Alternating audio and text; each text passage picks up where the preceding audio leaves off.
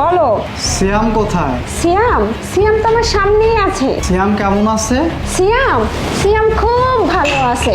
ওর আমি খুব যত্ন করি, ওকে আমি খুব ভালোবাসি, আদর করি, আমার কাছে কাছেই রাখি। আর ওকে স্কুলে নিয়ে যাই, নিয়ে আসি, ভালোভাবে খাওয়াই দাওয়াই, ও খুব ভালো আছে।